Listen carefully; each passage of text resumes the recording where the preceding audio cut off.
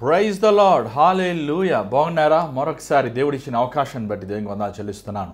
మరి ఈరోజు దేవుని వాక్యం వింటే సిద్ధంగా ఉన్నారా? Welcome you all to the hour of prayer, ప్రార్థన గడి అనే కార్యక్రమం మనం ఆహ్వానిస్తున్నాము. మరి ఈరోజు 2 తిమోతి 4వ అధ్యాయము 9వ వచనంకి మనం వస్తున్నాము. ఇది పౌలు చివరిసారిగా తిమోతికి రాసిన ఉత్తరం. తిమోతికి మాత్రమే కాదు, తాను చివరిసారిగా రాసిన ఉత్తరం. కానీ బైబిల్లో ఒక ఆర్డర్లో లేదు. బైబిల్లో మరి ఆ రోజు సంఘ పెద్దలు వారు బైబిల్ని కంపోజ్ చేస్తున్నప్పుడు హీబ్రూ ఆల్ఫాబెటిక్ ఆర్డర్లో చాప్టర్స్ లేకపోతే బుక్స్ని సెట్ చేశారు. కాబట్టి ఒకటి ముందు ఒకటి వెనకాల ఉంటుంది. కానీ ఆ సీక్వెన్షియల్గా కంటెంట్ కాకుండా హీబ్రూ రాసిన బైబిల్లో ఎలాగ ఒక ఆల్ఫాబెటిక్ ఆర్డర్లో ఉందో అలాగనే ఇంగ్లీష్లో ఇతర భాషల్లో కూడా వారు ట్రాన్స్లేషన్ చేసినప్పుడు దాన్ని సార్ట్ ఆఫ్ ఆర్డర్ పెట్టారండి.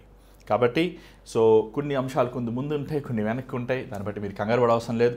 అయినప్పటికీ తిమోతికి చివరిసారిగా తాను ఉత్తరపూర్వకంగా రాసిన రిటర్న్ ఫార్మాట్ ఆఫ్ లెటర్ వచ్చి 2 తిమోతి 4వ అధ్యాయంలో మనం చూస్తున్నాం.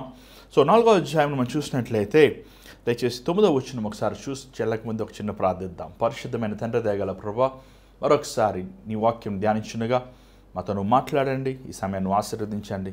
నన్ను నిశిలో చాటు మరుగుపరిచి ప్రభా నువ్వు ప్రకాశించమని యేసునామములో అడుగుచున్నాం తండ్రి, ఆమేన్. ఈ ఉత్తరము తిమోతి రాస్తున్నప్పుడు తను చెరలో ఉన్నాడు. ఉత్తరమును ముందు మనం తిమోతి మొదటి తిమోతి మనం చదువుతున్నప్పుడు మనం చూడగలుగుతున్నాం తను విడుదల పొందుతాడని ఆశించాడు. ఎందుకంటే పౌలు తిమోతికి ఉత్తరం రాస్తున్నప్పుడు మొదటి తిమోతి పౌలు ఆశించాడు ఏంటంటే తను చెరలో నుంచి బయటపడతాడని. కానీ 2 తిమోతి రాసినప్పుడు తాను తెలియజేస్తుంది ఏంటంటే నేను బతికిన మరణించిన జీవించిన క్రీస్తు కోసమే అని తాను దేవునికి సమర్పించుకున్నట్లు మనం చూడగలుగుతున్నాం. అంత మాత్రమే కాదు, కానీ ఇక్కడ మనం చూసినట్లయితే మొదటి తిమోతిలో మనం చూసినట్లయితే పౌలు రోమా చెరలో తన సంఖ్యలు వేయబడతాం మనం గమనిస్తున్నాం. అప్పుడు నీరో చక్రవర్తి పరిపాలనిస్తున్నాం. అంత మాత్రం కాదు, నీరో చక్రవర్తి అనేక మంది క్రైస్తవులతో పాటు ప్రధానమైన క్రైస్తవులు ముఖ్యంగా పేతురుని ఇంకా అనేక మంది విశ్వాసుల్ని బంధిస్తూ మనం చూస్తున్నాం. మరి ఈ చెరలో నుంచి రాసిన పత్రికలే ఎఫ్ఎస్సి, ఫిలిప్పైన్స్ పత్రిక, దాంతో ఫిలోమోన్ పత్రిక, కొలీషియల్ పత్రిక, తిమోతి పత్రిక. ఈ తిమోతి పత్రికలో మనం పౌలు తిమోతికి తన ప్రియమైన కుమారుడు అంటూ మనం చూస్తున్నాం. నిజం చెప్పాలంటే పౌలు తిమోతిని చాలా ప్రేమించాడు, చాలా గౌరవించాడు. తన తర్వాత తన పరిచర్య తిమోతి తీసుకువెళ్ళని ఆశించాడు. తిమోతికి 30 సంవత్సరాలు, పౌలుకి 70 సంవత్సరాలు ఈ ఉత్తరం రాసినప్పుడు. మరి అదే 10 సంవత్సరాల ముందు పౌలు అదే రోమా సామ్రాజ్యంలో అదే చెరలో ఉన్నప్పుడు దేవుడు ఆశ్చర్య రీతిగా పౌలుని విడుదలిచ్చారు. కానీ ఈసారి పౌలు తన సమయం ఆసీనమైంది, తాను మరణించబోతున్నాడు అని సంగతిని మనం చూస్తున్నాం. 4వ అధ్యాయం మనం నిన్న చదివినట్లు 7వ వచనం, నేను మంచి పోరాటేదిని, నేను నా పరుగు నేను కనబడిచితిని, నా విశ్వాసం నేను కాపాడుకునే మాట మాట్లాడుతున్నాడు. 9వ వచనం దయచేసి చూసినట్లయితే పౌలు కొంతమందిని చెప్తున్నాడు, తన స్థితి ఎలా ఉందని తెలియజేస్తున్నాడు. చివరిగా చనిపోయినప్పుడు తను ధనవంతుడుగా లేకపోతే కోటీశ్వరుడుగా లేకపోతే అనేక మంది తనతో పెట్టుకుని మరణించలేదు. కానీ తను ఎలా చనిపోయాడో ఏంటో మనం చూద్దాం. ఒకసారి 9వ వచనం చూడండి ఒకసారి. నా యొద్దకు త్వరగా వచ్చుటకు ప్రయత్నం చేయము. తను ఇక్కడ పౌలు ఒక గొప్ప దేవుని సేవకుడు, కానీ ఒక గొప్ప మనిషి కాదు ఆయన. తనలో కూడా ఒంటరితనం, భయము, ఆందోళన మనం చూస్తున్నాం. మరణం అనేది ప్రతి ఒక్కరికి భయంకరమైనది. అది దేవుని సేవకుడైనా దేవుని సేవకుడు కాకపోయినా ఒంటరితనం ఇంకా భయంకరమైనది. ఆ ఒంటరిగా మరణించాలంటే అది ఇంకా భయంకరమైనది. దేవుడు తనకు బయలుపరిచాడు తను మరణించబోతున్నాడని. కానీ తన ఆశ, తన వాంఛ ఏంటంటే తన ప్రియమైన కుమారుడిని తిమోతి తనతో ఉండాలి. చివరిసారిగా నేను తనతో మాట్లాడే, నాకు లోకములో నాకు ఇంకా బంధువులు లేరు, మిత్రులు లేరు అనే తన వాంఛతో తను అంటాడు, నువ్వు త్వరగా ఇక్కడ రా, నువ్వు ఇక్కడ త్వరగా వస్తే అది మంచిది అని తను చెప్తున్నాడు. 10వ వచనం చదవండి దయచేసి. తేమా ఇహలోకమును స్నేహించి నన్ను విడిచి తెసలోనికకు వెళ్ళెను. ఇక్కడ మనం చూస్తున్నాం దేమా అనే వ్యక్తి ఒకటి చూస్తున్నాం. ఈ దేమా అనే వ్యక్తి మనము కొలీసీలు రాసిన పత్రికలో మనం చూస్తున్నాం 4వ అధ్యాయం 14వ వచనంలో, ఫిలిప్పీయులు రాసిన పత్రికలో కూడా మనం చూస్తున్నాం. ఇతను దేమా అనే వ్యక్తి దేవుని వెంబడిస్తానని చెప్పి పౌలుతో సహకరిస్తానని సెలవిచ్చి, అంత మాత్రమే కాదు, ఇతను మనం చూడగలుగుతున్నాం ఏంటంటే కొలీసీల పత్రికలో ఇతను పౌలుతో పాటు దేవునిలో సేవ చేస్తున్నాడు, కలిసి సేవ చేస్తున్నట్టు మనం చూడగలుగుతున్నాం. కానీ దేమా ఐకిక విచారములతో లోక కార్యాలతో పౌలుని చివరి సమయం విడిచిపెట్టి తన తెస్సలోనికి తన ఇష్టానుసారంగా వెళ్ళిపోతూ మనం చూస్తున్నాం. అంత మాత్రం కాదు, దాని తర్వాత చదవండి దయచేసి. క్రెస్కే అనే వ్యక్తిని కూడా మనం చూస్తున్నాం. ఈ వ్యక్తి గలితేకి వెళ్ళిపోయాడు. దాని తర్వాత ఎంతో మెచ్చుకున్న తీతు దాల్మితీయకు వెళ్ళిపోయాడు. లూకా, మరి లూకాని మనం చూస్తున్నాం. లూకా ఈ వ్యక్తి లూకా వచ్చి తనతో ఉన్నాడు. లూకా గురించి మనం అపోస్తుల గ్రంథంలో మనం చూస్తున్నాం. దేవుడు అంటాడు, అతను ఏథెన్స్ వెళ్ళమంటావు అన్నప్పుడు దేవుడు అంటాడు, ఆగు, వెళ్ళొద్దు అంటాడు. ఎందుకు ఆగమంటాడంటే తనతో పాటు లూకా రావాలని ఆశిస్తాడు. ఎందుకంటే లూకా తను ఒక ప్రొఫెషన్ డాక్టర్ అయినప్పటికీ తను అనేక పుస్తకములు బైబిల్లో రాశారు. ముఖ్యంగా పౌలు ఉత్తరములు రాసింది అనేకమైనవి లూకా గారు రాశారు. లూకా గారు ఏమంటే ఆయన రాసి ఉండకపోతే ఈరోజు మనము చదువుతానికి కానీ ధ్యానిస్తానికి కానీ చాలా సంగతులు ఉండవు. కాబట్టి దేవుడు లూకాను కోరుకున్నాడు. లూకా చివరగా ఈ మాటలు రాస్తానికి పౌలుతో పాటు ఆ చెరలో తనతో పాటు బంధించబడతాం, తనతో కూడా ప్రయాసపడతాం మనం చూస్తున్నాం. సో ఈ మాటలు చూస్తున్నాం. దాని తర్వాత లూకాను మనం పౌలుతో చూస్తున్నాం. దాని తర్వాత చదవండి. మార్కును వెంట పెట్టుకొని రమ్ము, అతడు పరిచారము నిమిత్తము నాకు ప్రయోజనకరమైన వాడు. ఇక్కడ చూసిన మార్కు మనం చూస్తున్నాం. సో ఈ మార్కు మరి ఎలాంటి పరిచర్య పౌలుకి సహాయం చేస్తే తెలియదు, కానీ తనకి చూడాలి, తను నాతో ఉండాలి, నాకు మరి ఎలాంటి బలహీనతలు పౌలుకు ఉన్నాయో మనకు తెలియదు, కానీ సహాయం కోరుతున్నాడు. నాకు ఎవరైనా సహాయకులు కావాలి అని ఒక 70 సంవత్సరాలు వచ్చిన పౌలు ఈ మాటలు చెబుతున్నాడు. అంత మాత్రమే కాదు, 12వ వచనం చూడండి. తుకీకును ఎఫెసునకు పంపితిని. ఇక్కడ చూసిన తుకీక్ అనే వ్యక్తిని ఎఫెసీకి పంపించాడు. ఎందుకంటే ఎలాగా మన ఉత్తరములు తిమోతికి ఎలా ఉత్తరములు అందజేయాల్సి వచ్చినప్పుడు ఈ తికిక్కు అనే వ్యక్తి ద్వారంగా ఎఫెసీ పంపించడం మనం చూడగలం. ఎందుకంటే ఎఫెసీ ప్రాంతంలోనే తిమోతి ఎఫెసీ సంఘముని కడతాము మనం చూస్తున్నాం. సో ఇతన్ని పంపించాను అని చెప్తున్నాడు. 13వ వచనం చదవండి దయచేసి.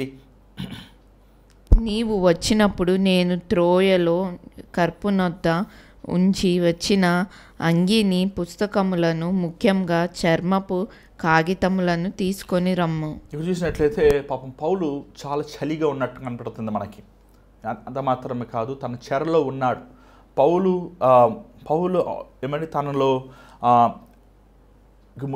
ఇక్కడ చూసినట్లయితే క్రీస్తు కోసము తన సమస్తము విడిచిపెట్టుకున్నాడు, తనంతా పోగొట్టుకున్నాడు. ఒకే అంగీ ఉంది, ఒకే అంగీ. మరి ఆ చెరలో ఉన్న సైనికులేమో దొంగతనం చేస్తారు, వారు తీసుకుని వారు తిరిగి ఇవ్వరేమో తెలియదు. కానీ తనకు ఉన్న ఆస్తి, పౌలు చివరి జీవితంలో వచ్చినప్పుడు ఆస్తి ఏంటి తెలుసా అండి?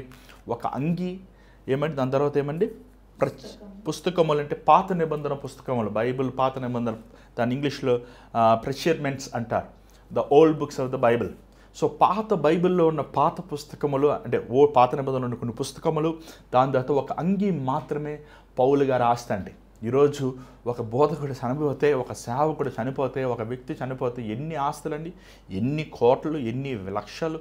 కానీ చూడండి పౌలు గారు చూడండి, అంత సేవ చేశాక తన తోడు ఎవరు లేరు. తన బోధ విన్నప్పటికీ, తన దేవుని కోసం అంత రోషంగా బ్రతికినప్పటికీ, తను యథార్థంగా జీవించినప్పటికీ తను బతిమలాడుకుంటున్నాడు. చలికి వణికిపోతున్నానయ్యా, నాకు అంగీ కావాలి, నాకు కొంచెం అంగీ తీసిరండి, నాకు జాకెట్ కావాలి. అంటే అంగీ పైన వేసుకునే ఒక ఉలెన్ క్లాత్, అది నాకు అంగీ తీసుకురండి అంటే తను ఎంత దీన స్థితిలో ఉన్నాడో మీరు అర్థం చేసుకోండి దయచేసి. తను ఆ అంగీని చూసినట్లయితే తను క్షమించండి, ఇక్కడ చూసినట్లయితే తను అంగీతో పాటు నా పుస్తకాలు కూడా తీసుకురా, ఎందుకంటే నాకు దేవుని వాక్యం నాకు చివరగా ధైర్యం కలిగి చేసేది. అది మనకు కొత్త నిబంధన ఈరోజు ఉంది, కానీ పాత నిబంధన వారికి ఆ రోజులో ఉన్నాయి. యేసు ప్రభు రాసిన మాటలు ఇంకా శిష్యులు రాస్తున్నారు. కాబట్టి పాత నిబంధనలో ఉన్న వాగ్దానాలు, పాత నిబంధనలో ఉన్న దేవుని ఆజ్ఞలు మరొకసారి నేను చదువుకుంటాను, నాకు ఆదరణ పొందుతుంది, నాకు ఈ చివరి నిమిషంలో నాకు దేవుని వాక్యం నాకు ధైర్యం కలుగజేస్తుందని పౌలు ఏమంటే ఆ అతని పేరు ఏంటంటే కార్పియస్ అని ఉంది ఇంగ్లీష్లో. తెలుగులో ఏమన్నా చూడండి, క్రిస్కే అనే వ్యక్తి టోరస్ అంటే గ్రీస్ దేశంలో ఉన్న వ్యక్తి దగ్గర నుంచి నువ్వు కలెక్ట్ చేసుకొని తీసుకురా అంటున్నాడండి. అసలు ఎంత గొప్ప సేవకుడండి, ఎంత గొప్ప సేవకుడు. నిజంగా తన జీవితంలో యేసు ప్రభు కోసం ఇంచుమించు 40 సంవత్సరాలు సేవ చేశాడు పౌలు. 30 సంవత్సరాలు ఎగ్జాక్ట్ మనకు తెలియదు, కానీ 40 సంవత్సరం అని రఫ్గా మనం అనుకోవచ్చు. ఎందుకంటే తన జీవితం మరణించినప్పుడు తన మరణించిన సమయం ప్రకారం మనం చూసినట్లయితే ఇంచుమించు 40 సంవత్సరములు తను సేవ చేశాక దేవుని కోసం సంఘములు స్థాపించి నిందలు, అవమానాలు, బాధలు, నొప్పిలు, కన్నీరు, దుఃఖము, వేదన అనుభవించి తన భార్యను, బిడ్డలు ఎవరు లేకుండా తను ఒంటరి జీవితము బ్రతికి క్రీస్తు కోసం యథార్థంగా జీవించి తను చివరిగా సంపాదించుకుంది ఒక మాసిపోయిన లేకపోతే పాత అంగి, కొన్ని పాత నిబంధనల పుస్తకములు. దాని తర్వాత చూడండి 14వ వచనం చూడండి దయచేసి. అలెగ్జాండ్రు అను కంచెరివాడు నాకు చాలా కీడు చేశాను. ఇక్కడ చూసినట్లయితే అలెగ్జాండ్రియా అనే వ్యక్తి, ఇతను మనం మొదటి తిమోతిలో మొదటి అధ్యాయం 20వ వచనమును మనం చూస్తున్నాం. మొదటి తిమోతి మొదటి అధ్యాయం 20వ వచనములో మనం ఇతను చూడగలుగుతున్నాం. ఇతను సాతానికి అప్పచెప్పాను అనే మన మాటను చూస్తున్నాం. పౌలు ఎంతో కీడ్చి అంటే మరి ఇక్కడ థియోలాజియన్స్ చెప్పేది ఏంటంటే, హిస్టారియన్స్ చెప్పేది ఏంటంటే రోమా సామ్రాజ్యం వారికి పౌలుని అప్పచెప్పింది ఈ అలెగ్జాండర్ దే వ్యక్తి అని వారు అంచెలు వేస్తున్నారు. ఎందుకంటే వారు నమ్మక దోహనం చేశారు. యేసుప్రభుని ఎలా యోధ ఇస్కరియోతు ఆ యూదులకి లేకపోతే ఆ రోమీలకి అందజేశాడు, అలాగే ఈ అలెగ్జాండర్ అనే వ్యక్తి పౌలుని ఆ నీరో చక్రవర్తి అధికారులకు చెరలో పెట్టేలాగా అనుమతించారు అనేది మనం చూస్తున్నాం. ఎందుకంటే యేసుప్రభు మార్గాన్ని వెళ్ళిన వారికి యేసుప్రభు పొందిన శ్రమలు, యేసుప్రభు పొందిన శిక్షలు, యేసుప్రభు పొందిన అపహాసములు, నిందలు, క్రియలు అయ్యే జరుగుతాయి. పౌలు అది కోరుకున్నాడు, ఈ సంతోషంగా తనని ఎన్నుకున్నాడు, తనకు తెలుసు. కానీ తను ఎందుకు అంటున్నాడు, దేవుడు తనకి ప్రతిఫలం ఇవ్వును గాక. పౌలు తనను శపిస్తలేదు, కానీ పౌలు తను చేసిన నమ్మక ద్రోహము బట్టి దేవుడు తనని తీర్పు తీర్చి తనకి భయంకరమైన నరకం అగ్నిలో తన కాలాలే అంటలేదు, కానీ మరి ఏ శిక్ష ఇవ్వాలో నాకు తెలియదు, దేవుడే ఇవ్వాలి అని పౌలు చెప్తున్నట్టు మనం చూస్తున్నాం. దాని తర్వాత 15వ వచనము చూసినట్లయితే తిమోతిని అంటున్నాడు పౌలు, ఈ అలెగ్జాండర్ అనే మనిషి జాగ్రత్తగా ఉండు, ఇతను నన్ను అప్పచెప్పాడు, నిన్ను అప్పచెప్తాడు, సేవను ఆపే సాతాను గడివిడు అని హెచ్చరిస్తూ మనం చూడగలుగుతున్నాం. దాని తర్వాత 16వ వచనం చదవండి దయచేసి. నేను మొదట సమాధానము చెప్పినప్పుడు ఎవడునూ నా పక్షంన నిలవలేదు, అందరూ నన్ను విడిచిపోయిరి, ఇది వారికి నేరంగా ఎంచబడకుండును గాక. ఇక్కడ చూసినట్లయితే నాకు ఎవరు సహాయం చేస్తానికి రాలి, ఎంత దుఃఖముతో పౌలు ఈ మాట మాట్లాడుతున్నాడండి. పౌలు దిగంబరుడుగా ఉన్నాడు, పౌలు దరిద్రుడుగా ఉన్నాడు, పౌలు అనాదిగా ఉన్నాడు, పౌలు చలిలో ఉన్నాడు, పౌలుకి ఏ వస్త్రములు కానీ, ఆహారము కానీ, స్నేహితులు కానీ, బంధువులు కానీ, ప్రేమ కానీ లేనివాడుగా ఒంటరిగా తన మరణ సమయంలో ఉన్నాడండి. ఎంత భయంకరం అసలు, ఎంత సేవ చేసినా, ఎంత గొప్ప సేవ చేసినా, ఇన్ని సంఘములు, ఇంతమంది ఆత్మలు, ఇంతమందిని కట్టిన పౌలు జీవితం అంతం చూసారా? ఇతనేమన్నా ద్రోహం చేసిన దేవునికి ద్రోహం చేశాడా? లేదు. ఒంటరితనం అనేది మనము దేవుని దగ్గర అవుతున్నప్పుడు మనుషులు మనకు దూరం అవుతుంటారు. మనం ఖచ్చితమైన వాక్యం బోధిస్తున్నప్పుడు, ఉన్న వాక్యం బోధిస్తున్నప్పుడు ధనము, ఆశలు మనుషుల్ని ఈరోజు చూడండి, మనుషుల్ని అడ్వాంటేజ్ తీసుకుంటున్నారు.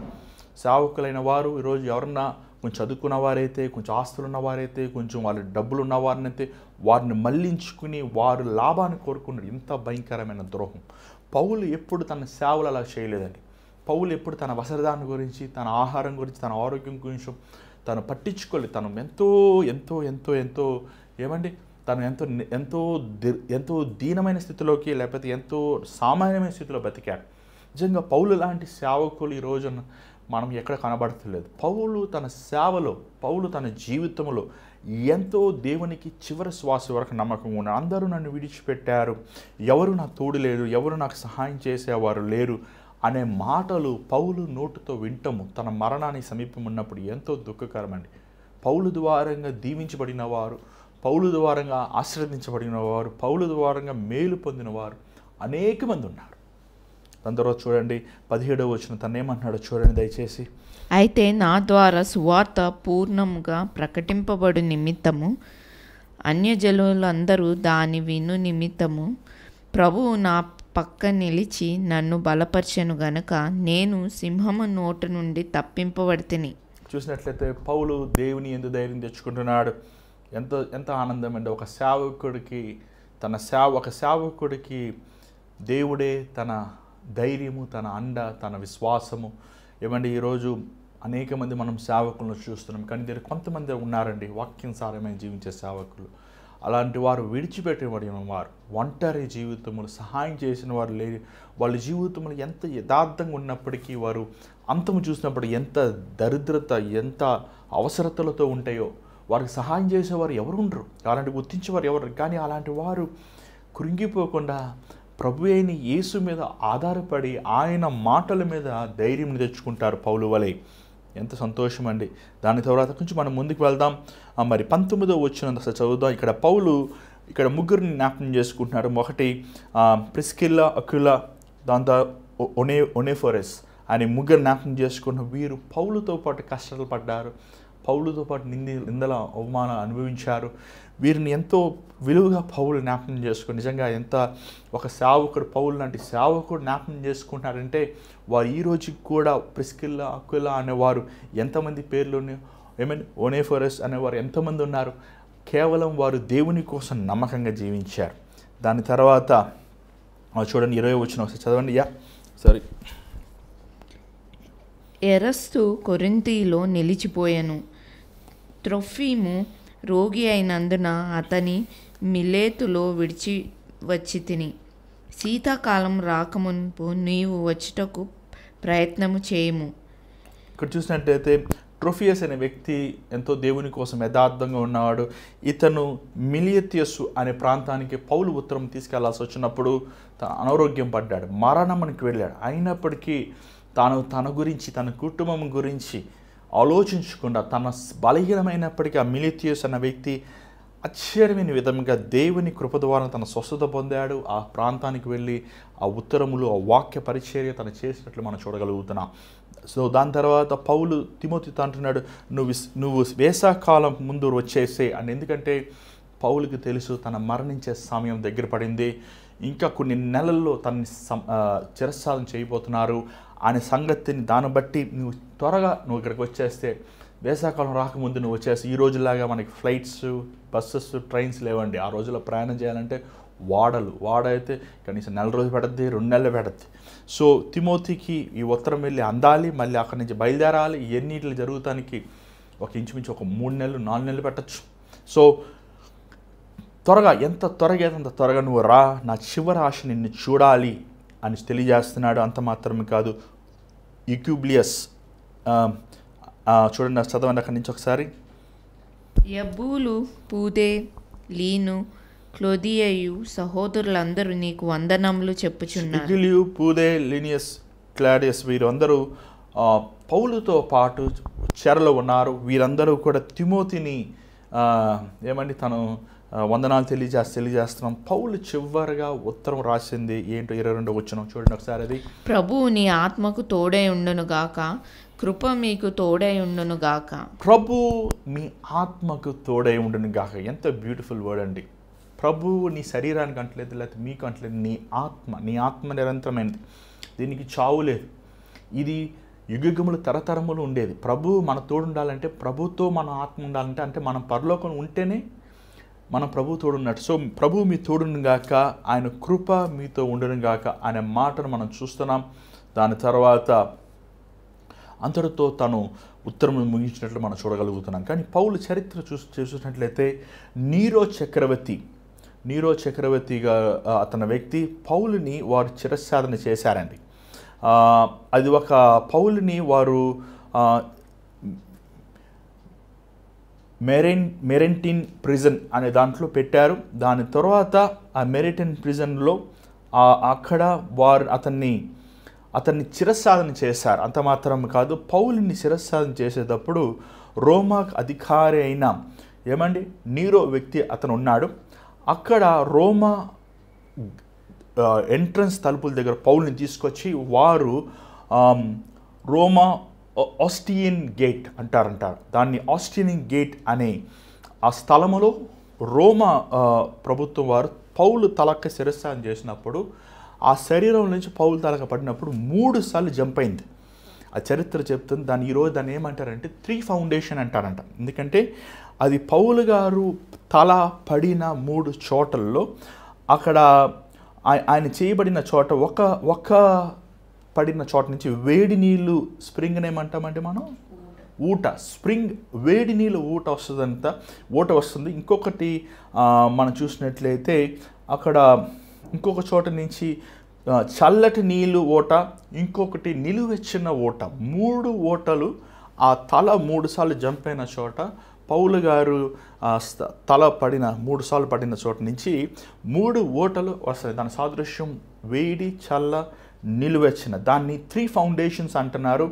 అది ఇక్కడ చూసినట్లయితే దానిని ఈ రోజుకి కూడా చాలామంది వెళ్ళి రోమ్కి వెళ్ళి ఆ 3 ఫౌండేషన్స్, ఆ 3 ఊటల నుంచి ఈ రోజుకి నీళ్ళు వస్తున్నాయి. పౌలు మరణం అనేది అది ఒక గుర్తుగా దేవుడు ఆ రోజే పౌలుని సేవకుడు ఉన్నాడు, అతను మరణం నా కోసం జీవించాడు, అతని మరణం గొప్పది అని ఒక సాదృశ్యానికి, ఇది ఒక ఆరాధనకి లేకపోతే ఒక విగ్రహంగా చేస్తాం కాదు, కానీ ఒక సాదృశ్యానికి, ఒక సాక్ష్యానికి ఊట చూసిన ప్రతి ఒక్కరు ఏంటయ్యా 3 ఓట్లు వస్తున్నాయి, ఒకటి వేడిగా వస్తుంది, ఒకటి చల్లగా వస్తుంది, నిలువచ్చిగా వస్తుంది అని అడుగుతానికి పౌలనే తల ఇక్కడ పడిందయ్యా, ఆయన చాలా గొప్ప సేవకుడు అని దేవుని సాక్ష్యముని చెప్పబడటానికి అది మనము ఆ స్థలముని దేవుడు అలా వాడాడు. సో అదే స్థలములో అదే సమయంలో 64 ADలో రోమా ప్రాంతంలో నీరో చక్రవర్తి కాలంలోనే అదే చెరలోనే పేతురుని తల్లకిందలుగా సులువేస్తాం జరిగింది. సో ఒకేసారి ఇంచుమించు కొంచెం టైమ్స్ డిఫరెన్స్లో ఇద్దరు మరణిస్తామనేది, క్రీస్తు కోసం మరణిస్తామనేది మనం చూస్తున్నాం. ప్రియమైన దేవుని బిడ్డలారా, పౌలు మరణించాడు, పేతురు మరణించాడు, కానీ దేవుని వాక్యం మరణించలేదు. 2000 సంవత్సరాలు అయినప్పటికీ ఈరోజు బైబిల్లో ఉన్న పౌలు పేరు పెట్టుకున్న పౌలు లోకంలో ఎంతమంది ఉన్నారండి? బోల్డ్ మంది ఉన్నారు. ఒక పౌలు ఎంతమంది పౌలులుగా మారారు? కొన్నిసార్లు మన శరీరం మట్టి అయిపోవచ్చు, కానీ నువ్వు దేవుని కోసం చేసిన సేవ, నువ్వు దేవుని కోసం జీవించిన జీవితము, నువ్వు దేవుని కోసం బ్రతికిన బ్రతుకు పౌలు కొన్ని లక్షల మందిని సంపాదించలేదు, కొంత 10 మందిని, 20 మందిని, 30 మంది సంపాదించాడు అంతే ఒక ప్రాంతంలో. కానీ తను చేసిన సేవ దేవుని చిత్తం కాబట్టి శతాబ్దాలైనా తరతరాలైనా మనుషులు మారిన, రాజ్యములు మారిన, రాజులు మాయమైపోయిన, పౌలు విత్తిన సువార్తలు, పౌలు విత్తిన వాక్యము, పౌలు రాసిన ఉత్తరములు ఈరోజు మనం ఎంత పరిశుద్ధంగా దాన్ని పాటిస్తున్నాం. కేవలం ఒక వ్యక్తి దేవునికి లోబడ్డాడు, ఒక వ్యక్తి లాభము లేకుండా, లోకాశలు లేకుండా దేవుని కోసం తన చివరి శ్వాస వరకు బ్రతికాడు. ఈరోజు నువ్వు పౌలులాగా ఉండాలని ఆశిస్తున్నావా? పౌలు వారి నీ జీవితం దేవునికి ఇవ్వాలని ఆశిస్తున్నావా? ధన సంపదలు, లోక ఆశలు కాకుండా పౌలు వలె విరిగినవాడుగా, పౌలు వాడి నలిగినవాడుగా ఖచ్చితమైన వాక్యం నేను బోధించాలని ఆశిస్తున్నావు. నీ జీవితం దేవుని సమర్పించుకో, నీ బ్రతుకుని దేవునికి ఇవ్వండి. దయచేసి స్థలంలో ఉంచండి, ప్రార్థిద్దాం. పరిశుద్ధమైన తండ్రి, దయగల ప్రభా, ఆ దమస్కస్ రోడ్డులోనైనా తను వెళ్తున్నప్పుడు నీ బిడ్డని హాని చేయాలని వెళ్తున్నప్పుడు ప్రభా, నువ్వు పౌలుకి దర్శనమిచ్చి నువ్వు మార్చుకున్నావయ్యా. నిన్ను చూసిన పౌలయ్యా తన సేవ జీవితంలో మరలా వెనక్కి వెళ్ళకుండా తన లోకము, లోభములో సమస్తాన్ని విడిచిపెట్టి నీ కోసము చివరి శ్వాస వరకు నమ్మకంగా ఉన్నాడయ్యా. ఎంత గొప్ప ప్రభావం, ఎంత గొప్ప దర్శనము తను చూశాడయ్యా. అయ్యా, మా నేత్రము నిన్ను చూసేవారు ఉండటానికి సహాయం చేయి. ఈరోజు మేము అనేక సార్లు సేవకులను చూస్తున్నాం, అనేక సార్లు అయ్యా మేము లోకములను చూస్తున్నాం, లోకంలో ఉన్న పద్ధతులు, ఆచారాలు చూస్తున్నాం, కానీ సిలువలో వేలాడుతున్న యేసుని మేము చూడలేకపోతున్నామయ్యా. మమ్మల్ని క్షమించి, మమ్మల్ని సరిదిద్దు, మమ్మల్ని కడుగు, మమ్మల్ని బాగు చేయను. ఈరోజు నన్ను ఈ సమయాన్ని దీవించు, ఆశీర్వదించు నాయన. నీ బిడ్డలతో నువ్వు మాట్లాడయ్యా. చివరిసారిగా పౌలు ఎంతో అయ్యా ఎంతో దరిద్రతలో, ఎంతో దిగంబరుడిగా, ఎంతో హీనమైన స్థితిలో, అందరూ వెలివేయబడిన, అందరూ వెలేసిన, అందరూ మరచిన ఆకలిలో, అయ్యా చలిలో నైనా తను ఎంతో కష్టమైన సేవ చేశాడు. అలాంటి సేవలు నైనా మేము చేయాలయ్యా. అయ్యా సంపదలు కానీ, ఆస్తులు కానీ, లోకము కానీ కాకుండా నీ కోసం యథార్థమైన జీవితం బతుకుతానికి సహాయం చేయి. ఈరోజు ఈ వాక్యం విత్తబడిన వాక్యం ఫలిస్తానికి సహాయం చేయి. నువ్వే సకల మహిమ ఘనత పొందమని యేసునామములో అడుగుచున్నాం తండ్రి, ఆమేన్. మరి ఈరోజు దేవుడు మీతో మాట్లాడండి, మాకు తెలియపరచండి, మీ ప్రార్థన అవసరం తెలియపరచండి. దయచేసి యవనస్తులైన మీరు, పిల్లలైన మీరు, రక్షించబడిన మీరు పౌలు వలె మీ జీవితం సమర్పించుకోండి. పౌలులాగా మనం అందరము సేవ చేయాలి. నిజంగా తన చివరి సమయం ఎంతో భయంకరమైనది అయినప్పటికీ తనతో దేవుడు ఉన్నాడు. తనతో ప్రభువు కోసం తన చివరి వరకు జీవించాడు. ఎంత గొప్ప భాగ్యం అండి. తన తలకాయ పోయినప్పటికీ పౌలు పరలోకంలో ప్రవేశించినప్పుడు పరలోకమంతా లేచి నిలబడిందండి. పరలోకమంతా ఉల్లాసించింది, పరలోకమంతా చప్పట్లు కొట్టింది. పరలోకంలో ఉన్న ప్రభు షబాష్, నా కోసం ఎంత చక్కగా జీవించామని గర్వపడే రీతిగా పౌలు జీవించాడండి. నిజంగా ఈరోజు మనం అలా జీవించాలి, మన బ్రతుకులు అలా బతకాలి. మీరు కూడా అలా బతకండి, మీ జీవితాలు దేవుని సమర్పించండి. మరి ఈరోజు దేవుడు మీతో మాట్లాడడం, మా తెలియపరిచాను, మీకోసం ప్రార్థిస్తాను, ఇష్టపడుతున్నాను. అంత మాత్రం కాదు, ఈ భారమైన పరీక్షలు మీరు కూడా పాలు పొందాలని ఆశిస్తే, మీరు కూడా దేవుడు మాకు ఇచ్చిన దీవెనలు మీరు పాలు పొందాలని ఆశిస్తే, మీ గుప్పులు నిప్పి ఈ పరిచర్యకు మీరు పంపించవచ్చు గూగుల్ పే, ఫోన్పే ద్వారా. మరి దేవుని చేతి మీద కలుసుకుందాం. God bless you, take care.